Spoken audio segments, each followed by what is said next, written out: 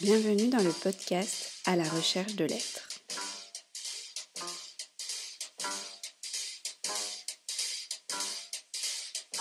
À la recherche de l'être est un podcast qui présente l'œuvre musicale d'Olivier Fillet, dont la problématique est comment concilier l'amour de l'existence avec l'ensemble des éléments tragiques de celle-ci.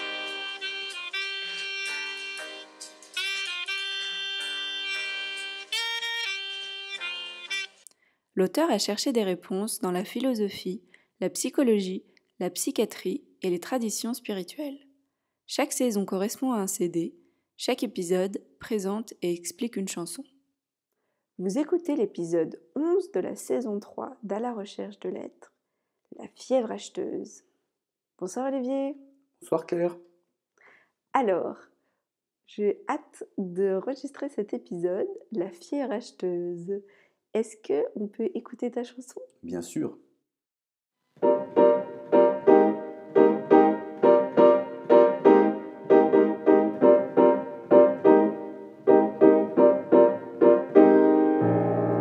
Ça y est, je l'ai et ça fait du bien. Fait du bien, je suis soulagée et je le vaux bien. J'ai la belle montre de Neil Armstrong. Speedmaster Omega, les gars. C'est sûr, elles vont flasher sur moi. Ah, regardez-moi, je suis la vedette. La vedette, ça m'a coûté les yeux de la tête. Elle va la prendre, ça va être ma fête. La culpabilité fait rechuter vers le fond. Mais non, j'ai un truc pour remonter.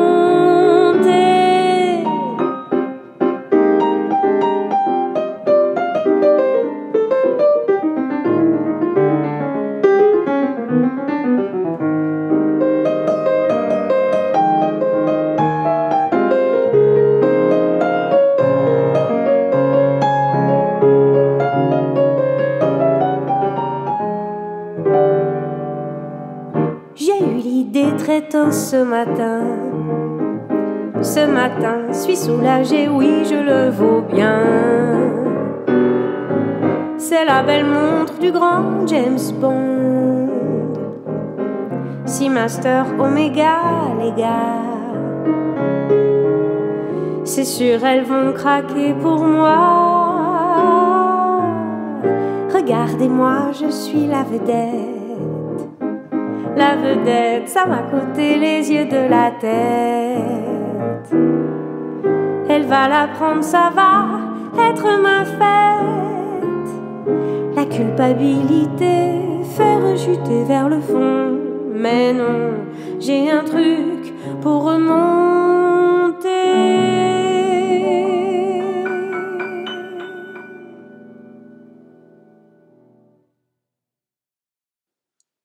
Merci beaucoup pour cette belle écoute. On peut t'écouter nous en lire les paroles ? Oui. Donc, fièvre acheteuse. Ça y est, je l'ai et ça fait du bien. Fait du bien. Je suis soulagé et je le vaux bien. J'ai la belle montre de Neil Armstrong. Speedmaster Omega, les gars. C'est sûr, elles vont flasher sur moi. Ah! Regardez-moi, je suis la vedette, la vedette. Ça m'a coûté les yeux de la tête. Elle va la prendre, ça va être ma fête. La culpabilité fait rechuter vers le fond. Mais non, j'ai un truc pour remonter. J'ai eu l'idée très tôt ce matin. Je suis soulagé, oui, je le vaux bien. C'est la belle montre du grand James Bond. Seamaster Omega, les gars. C'est sûr, elles vont craquer pour moi. Ah! Pour une fois, ça va pas être prise de tête. Je parle des fashion victims, des achats compulsifs. Alors en fait, c'est une addiction. J'ai bien écouté les gens dont c'est le travail. Et c'est un truc souvent qui naît le matin. Donc il y a un malaise et qui ne va être soulagé que par un achat, un peu comme une prise de drogue. Après, il y a un bref moment d'euphorie. Ensuite, les gens, parce qu'il y a des gens quand même qui ont perdu leur foyer et tout ça, c'est-à-dire que ça m'a coûté les yeux de la tête, elle va la prendre, ça va être ma fête. Donc ils prennent conscience de leur erreur. La culpabilité les fait replonger. Et qu'est-ce qui les fait remonter ? Le même truc. Donc en fait, c'est des gens qui dépensent. C'est vraiment comme une drogue, en fait, comme une addiction, hein. L'achat compulsif, en fait, c'est une réponse à un état interne de malaise ou de tension que le fait d'acheter soulage transitoirement.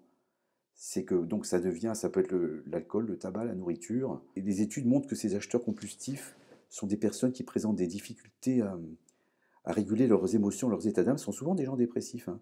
D'accord. Ils achètent pour diminuer leurs états d'âme négatifs, mais aussi parfois de moments d'euphorie. Alors ça, c'est peut-être lié à des gens bipolaires et de bonne humeur. Oui, Mais peut-être qu'il y a des troubles psychiatriques. Il y a des gens aussi qui le font en se disant, je fais ça pour faire durer les bons moments, quoi. Donc, mais quand même, selon Christophe André, la majorité de ces acheteurs compulsifs, ils ont des tendances anxieuses et dépressives. Environ 25 à 50% ont déjà souffert d'un épisode dépressif. Voilà, mais simplement aussi, alors ils sont aussi aidés, mais je ne veux pas m'étendre dessus, hein. J'ai mis juste Je le vaux bien, c'est la publicité de L'Oréal, c'est-à-dire que je viendrai aussi dans la chanson Être et avoir, qui est une critique de la société matérialiste, hein. C'est le monde en orange, hein, en spirale dynamique, hein.